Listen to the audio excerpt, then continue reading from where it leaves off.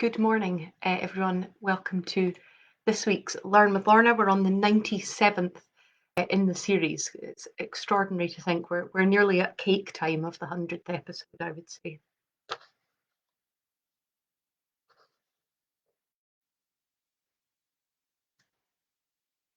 So welcome to this week's Learn with Lorna. I am Lorna Steele-McGinn. I'm the Community Engagement Officer with the Highland Archive Service. The Highland Archive Service has 4 archive centres across the Highlands of Scotland. We have the Highland Archive and Registration Centre in Inverness, Nucleus, the Nuclear and Caithness Archives in Wick, Skye and Lochailshire Archive Centre in Portree, and Lochaber Archive Centre in Fort William. And together the 4 of those make up the Highland Archive Service, covering this big geographical area that we look after. This series, Learn with Lorna, is brought to you by High Life Highland at no cost to the viewer.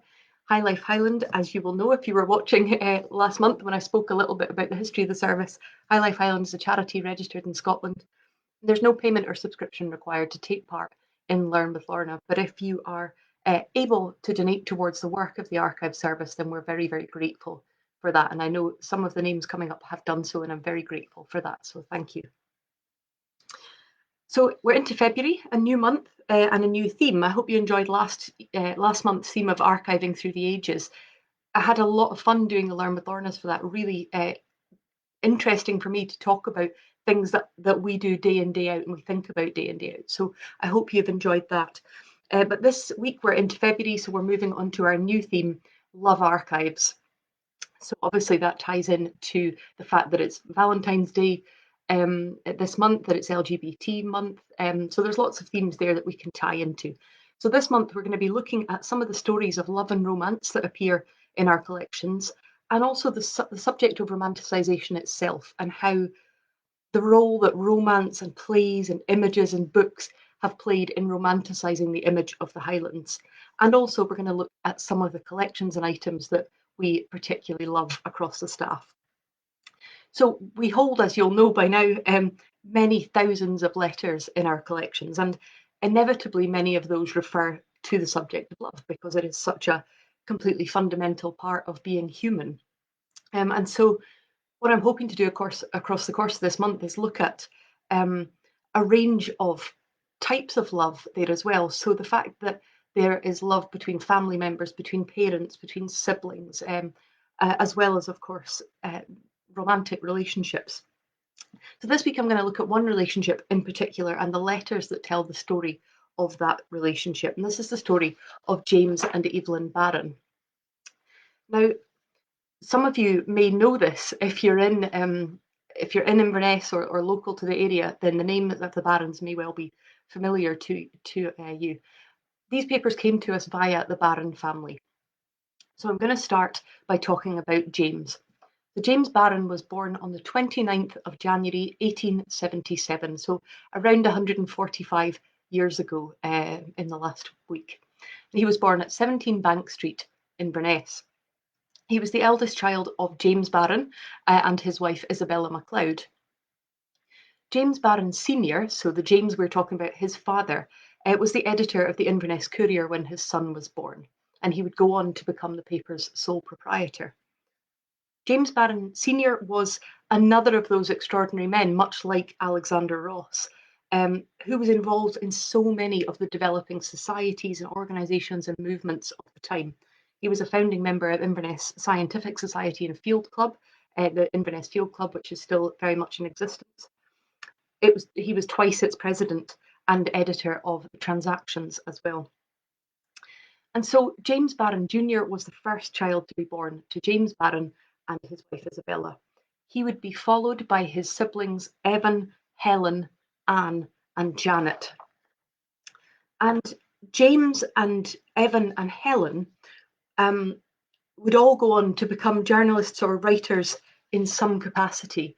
Anne went on to be a nurse, and Janet would live only for a year and a half. Now we're going to focus on James and his wife Evelyn, but you'll see as we go into the story that his siblings are particularly important in their story. So I thought it was important to just give you a little bit of a heads up of who they were. Now James was educated at Inverness Royal Academy, which we frequently here in the Highlands call IRA, but we are aware of not doing that to people who don't live here. So he was educated at Inverness Royal Academy along with his brother Evan, and we can see their names in the fees book, the boys' fees book that we hold for 1890 and 1891. And we hold a prospectus from the time that James was there. And so we can see the sorts of subjects that he might have studied. There's an interesting divide between those who came on a classical, um, studied a classical curriculum, and those who studied a commercial curriculum. And James was on the commercial side. But these are some of the subjects that I thought you might like to hear that were being studied at Inverness Royal Academy at the time. You can let me know how you think you would get on with these. Political geography, Latin, Greek, physiography, ancient history and geography, letter writing and précis, commercial arithmetic, bookkeeping, shorthand, reading of Euripides and Homer, drawing, painting, continuous composition, science, the history of language. So there's all sorts of subjects in there being studied. Now, after finishing at IRA, James went on to Edinburgh University, where he read history and politics. And I know I've spoken before about the fact that I went to Edinburgh University, and I always love that when I come across someone else in our records who does. It just feels like we've had a little shared moment in our stories. And I also did history at Edinburgh University before I switched to English. James was a medalist in British history and the prizeman in English literature and political economy. And he had a very, very long, interesting family connection to history, language, journalism, and writing. And again, that's something that I share with various family members, currently journalists, and previous family members also being writers and journalists. After graduating from Edinburgh University, James followed in that family tradition and he entered into the world of newspaper journalism. He joined the editorial team at the Financial Times in London, and it was clearly a formative time for him because he speaks a lot about the friends that he developed during that period. In 1901, having gained some experience in London, James returned to Inverness to take on the role of assistant editor of the Inverness Courier and manager of Robert Carruthers and Sons, who owned the Courier and were also relatives of the family. And we hold a letter from his father that talks, from James's father to him, talking about that transition period of him coming home. February the 2nd, 1901. My dear Jim, I am now sending you the ticket and I will be glad to see you when you get home. I have made no arrangements further than to let them know that you will be in general charge next to myself. We can fix matters up better after you and I have talked matters over. At present, I seem to have no time for anything, which we can all understand. So that move home to Inverness for his career was obviously very important for his career, but it also happened at a pivotal time in his personal life. And this is where we start to see his relationship with Evelyn coming in. So it was about this time that he met Evelyn Freeman Smith. Now, I don't know where and when they met because she was a native of Birmingham and lived there throughout their courtship. They spent the next number of years courting at a distance and writing a multitude of letters to each other, travelling to visit each other at Christmas, Easter, and throughout the summer. Quite extraordinary when you think, of the difference in distance between Inverness and Birmingham in 1900. Now, thanks to the long distance nature of that relationship, we now hold hundreds and hundreds of their letters to each other, which beautifully detail their own personalities, their surroundings, and the development of their relationship. Very much a middle class world. When I was looking through them to find what I thought would be good examples to share with you, I thought it's like reading an Agatha Christie. There's lots of tennis parties and lots of afternoon boating trips and things like that. So let's have a wee look at some of Evelyn's letters. What do they tell us about her? Well, I think one of the most immediate things that leaps off the page at you when you're looking at Evelyn's letters is her incredible sense of energy and her love of socializing. She has so many hobbies and she seems to be out frequently partaking in hobbies, improving things, showcasing what she does. So, for instance, she loves the theatre. She is a passionate and, by all accounts, a very talented actress and singer. She very frequently refers in her letters to performances she's giving roles she's taking on, undertaking rehearsals, writing reviews, recitations, attending concerts and plays. And there's dozens of productions and events mentioned in those letters. So she talks about taking part in Twelfth Night, in Hiawatha, in Enoch Arden, Julius Caesar, As You Like It, Private Secretary, Morality. There's all sorts of different things. She also talks about performances that she gives for charities and societies. So she performs in aid of the local art school, the Young Men's Bible class, which has 100 young men in it, the Literary Guild, and the Factory Girls Society. And she also enjoyed going to the theatre. So her letters contain stories about things that she's been to, actors that she's seen, and so on. She was also a very keen reader. I'm not going to say that I have that in common with them because you can probably see that. She was a very keen reader and she shared that very, very much with James. And I love this. They would send each other books and they would send each other their reviews of them.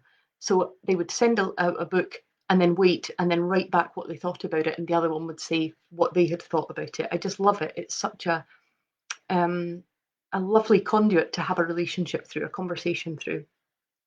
And so we can learn something of Eveline's mind and her opinions through these reviews of books.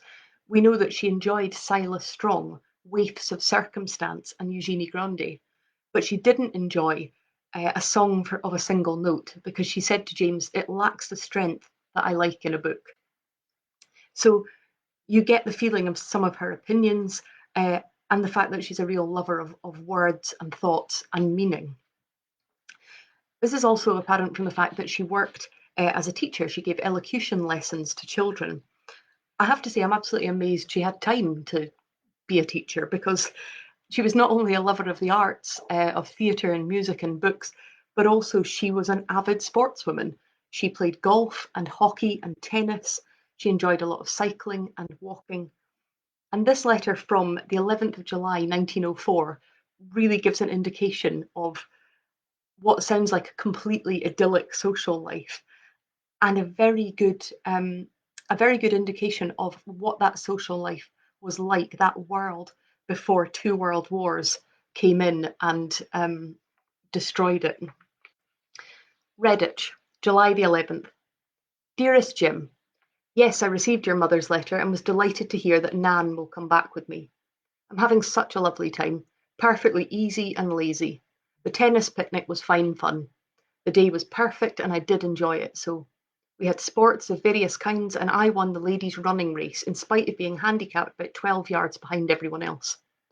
I don't know when I was at such a jolly picnic.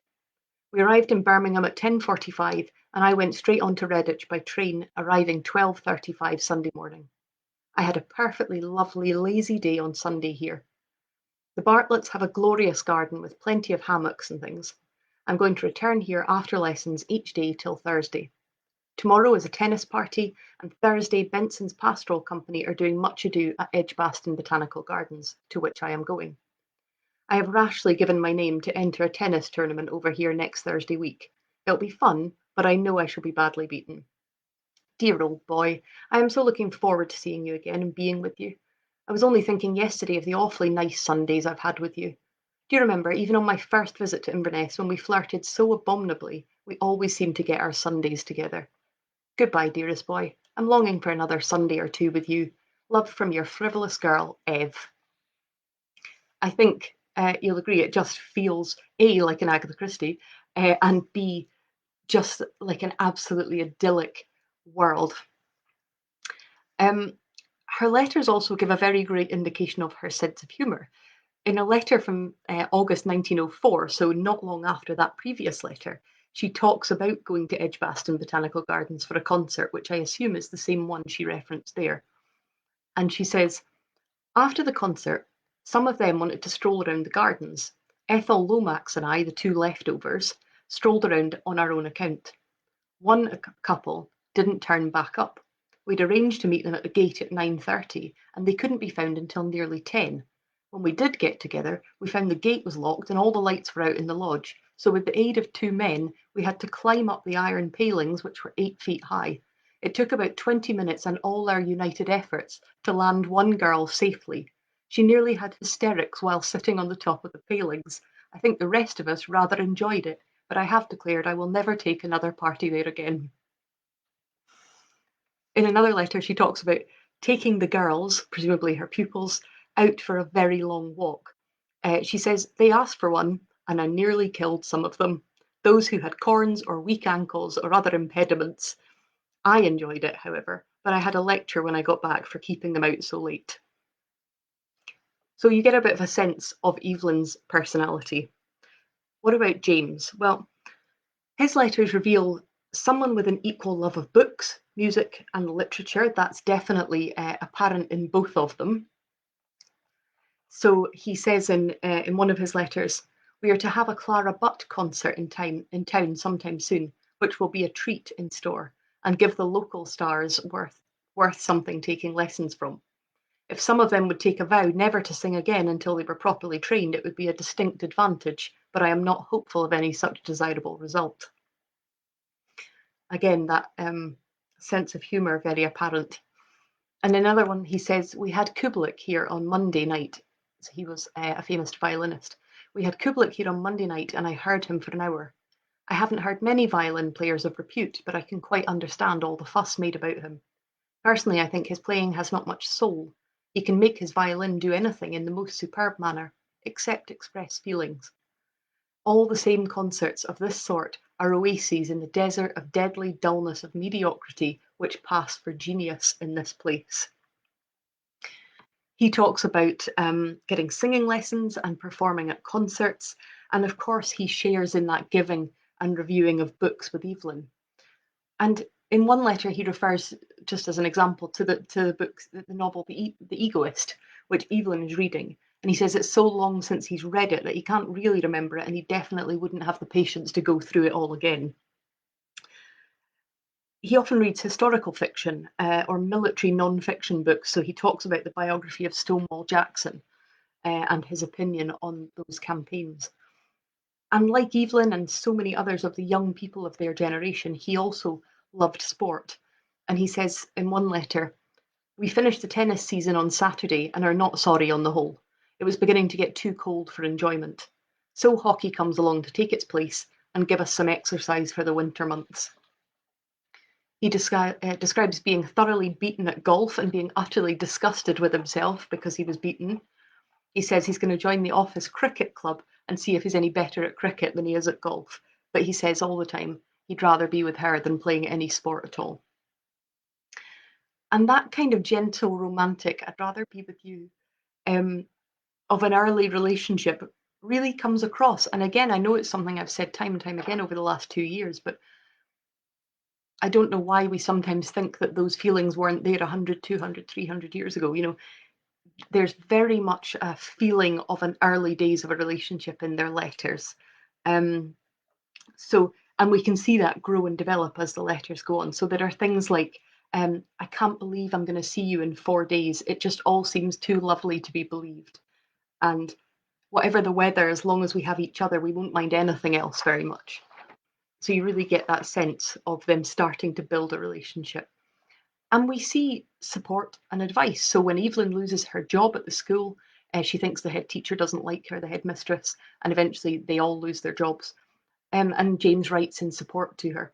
Or when James falls out with his mother, and Eveline writes this back to him. Don't leave your home, Jimmy, without thinking it over very, very carefully, although I wouldn't ask you to stop if you thought it right to go for a moment. I know exactly how you look at it. You think it would be better for all concerned if you were out of it, and that things will go better when you're just away, don't you? Believe me, my dear, it is not so. Your mother has talked to me. Before she knew you and I cared for one another at all, and I know that you are very, very dear to her indeed. Perhaps you think it's not so, that she should show it differently if so. But be that as it may, she loves you dearly, and I think that if you were to go into digs, it would be a terrible sorrow for her. Remember, she's getting towards the evening of life. Don't make it sadder for her. I don't mean to preach at you, my own dear boy, but it's because I love you so very much, and your happiness is more to me than almost anything else. And at the end of that letter, she says, anyway, that's what I think. And I'm done. I've given you my advice, and you can do what you think, but this is my advice. In September 1903, James and Evelyn were engaged. A letter dated from the 23rd of September 1903 from Evelyn's father thanks James for plainly stating the position and says that he and Evelyn's mother have discussed the matter and they see no objection at present to their engagement, and they wish that God's blessing will rest upon them both. A letter by James to Evelyn a couple of weeks later contains references to how much he loves her, and it starts, "It seems like an age since you went away, yet it's not so long after all." And it finishes with these words: "Sweetheart, you are dearer to me than ever, and everything you say makes me feel more and more that you are worth more than ever I can tell you. You don't half know what a dear girl you are, and how you make me feel that nothing but the very best I have is even half good enough for you. I love you more and more and more, and the more I love you, best beloved, the more lovable you become. Good night, dearest girl. Love from your own, Jimmy." People don't change much. Evelyn and James were married on the 3rd of August 1907 in Birmingham, and the letters reveal the build-up to their wedding. So Evelyn organising who will do the service. Again, that sense of humour comes across. She says, "I don't want a particular minister to do it because I know," this is exactly what she says, "I know he would have delivered us a little fatherly lecture afterwards and I should not enjoy that." So she arranges for somebody else. She arranges accommodation for James's brother and sister to stay with them and says how much she hopes his parents will be able to make the journey from Inverness to Birmingham for the wedding. And of course, the other thing that the couple were doing while they were planning their marriage was preparing to set up a home together, and they were going to do that in Inverness. And James was the one tasked with arranging the house because, of course, he was at this end. And he vetoes one because it's too near his parents. He said, "I looked at it, but it was far too close to where my parents live. So I'm looking at another one." You kind of get the feeling that that relationship with his mum isn't entirely sorted. But you can, so although James is doing much of the planning, you can really, really see Evelyn's hand in it as well. And you see this throughout her letters that she says something, and I'm laughing because I know I do it, which is, "I'm just going to say one thing. This is what I think. Other than that, you sort yourself. Except just do that thing." But I'm finishing. Well, just, and she does that a lot, and it's wonderful. So this is her, a letter from her from June 1907 as they're getting ready to set up the house. 91 Bunbury Road, Northfield, Birmingham, June the 5th, 1907. Dearest boy, I'm glad you have the key to the house. As you say, it seems ours now, although it is empty. I do hope they'll do the bedrooms for us and the hall. I didn't like the paint in the hall bit. However, dear, you must just see what you can do. I know it will be your best, and I shall be quite content with whatever you do. However, don't forget to have the sweep do all the chimneys before they do any other work at all. Also, the kitchen boiler arrangement you spoke of. Excuse me mentioning these things to you, won't you, dear? I shall be glad of jam pots if you can get them, as it takes time to collect that sort of thing. What about your writing table and bookcase? I saw a case like the one we want in a house the other day. It looked awfully well. Mahogany. I expect that you will have to have that made, as you don't see them often. But I don't see that it needs to be a very expensive affair, and as you seem to have managed to get everything else so very reasonably, I don't suppose you'll mind that so much. By the way, I saw an awfully pretty bedroom suite at Cecil Knight's, £9.10, and they never stock poor stuff. Of course, it was only a single set and very plain, but it looked good. When you come down, if you do, we might have a look around. Is the washstand that you've bought a single or a double? Can you let me know if you have an idea of what the toilet table is like, as I want to make a toilet set and would like to know how many mats, etc. Don't trouble if you don't have it at home or you can't remember. I'll just risk it." And so you get that feeling of their excitement about this new time in their life. And so they settled in to Inverness, where they continued to play important roles in the community. James, of course, through his role at the Courier and his long-standing role with the Cameron Highlanders. And Evelyn, through drama and events and performances, we see that she continued to do charity events, charity performances, and so on. In February 1913, after they had been married a few years, Evelyn tells James in a letter that she's expecting their first child. She was 35 at this point, and she was on a visit back home to England when she discovered she was expecting the child. And she says in her letter that although she's very, very glad, and she knows he'll be very glad, she feels rather too wretched to rejoice at all. And that feeling continued throughout her pregnancy. She talks in her letters about sickness and dizziness and anemia and exhaustion, and it made her very well indeed. And she ended up forced to remain in Birmingham with her family for much, much longer than she had intended to, because she was completely unable to travel. Her doctor refers to her as a very unusual case. And her letters make clear how dreadfully she misses James and how much she wants to get back to Inverness to see him. In April, after she falls pregnant, she writes to him to say that she's been able to get up for breakfast for the first time in 2 months. So you get a feeling that this is maybe not quite your usual morning sickness. She eventually returned to Inverness in May 1913. And James and Evelyn's daughter, a daughter, was born on the 26th of September 1913, and she was named Isabella MacLeod Barron after James's mum. On the 24th of October 1913, less than a month later, Evelyn died of complications that had resulted from the birth. Her death certificate records cause of death as childbirth, 27 days, pelvic cellulitis, 16 days, heart failure, 2 days. And a couple of days later, the Register of Corrected Entries shows that baby Isabella had the name Evelyn inserted into her name, and from then on, she went by the name Evelyn instead. This is like Malcolm Blaine week. I can feel myself really tearing up. It's when you get to know the people through the collections. Now, within a year of Evelyn dying, World War I was declared, and James, who had stepped back from his responsibilities with the Cameron Highlanders ahead of his daughter's birth, re-enlisted as a captain in the 7th Battalion Cameron Highlanders, going to Aldershot in Hampshire, the home of the British Army, for training. He returned to Inverness in June 1915 on embarkation leave, which was a period of usually about 2 weeks where people could go home before they were sent abroad to fight. And there are some beautiful pictures of James with his daughter taken at this time. And as I say, she by now is known as Evelyn as well. And there are just some beautiful pictures of him holding her. On the 9th of July 1915, James was mobilised and sent to France. His sister Anne also went as a nurse to a VAD hospital. And his brother Evan took on the care of baby Evelyn.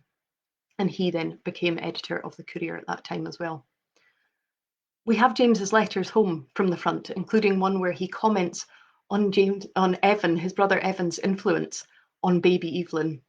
He says, "I'm glad to see that the babe is keeping you all in order and making you sit up. I fear you are a very bad teacher for one so young, and instead of trying to repress her desires, you deliberately encourage them. A nice uncle you are. I have no doubt that you do your best according to your light." And that letter was written on the 10th of September 1915. And within 10 days of that letter, James had been killed at the Battle of Lewes, which is also where Malcolm Blaine died, if you remember me talking about Malcolm Blaine. And this obituary from the Morning Post describes what happened to James and how he came to be killed. Major James Barron.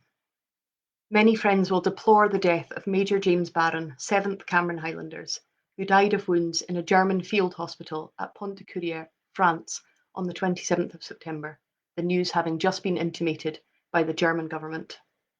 Major Barron was with his battalion at the Bridge of Lewes on September the 25th, when the 44th Brigade, of which his battalion was part, carried Lewes by storm and swept over Hill 70 and far down the other side. No supports being at hand, the situation of 400 men on the enemy side of the hill became very dangerous, and the only hope of saving them was to order them to retire. For this task of giving the order to them, Major Barron, who was with the headquarters of his battalion, and Major Crichton of the 10th Gordons volunteered. Neither of them returned, but their orders reached at least some of that advance party, and a small number of those succeeded in regaining the crest of the hill. Major Crichton was shot in the face and killed, and Mrs. Crichton was informed of his burial by a German officer. Major Barron, wounded in 4 places, was last seen lying on the further slope of Hill 70.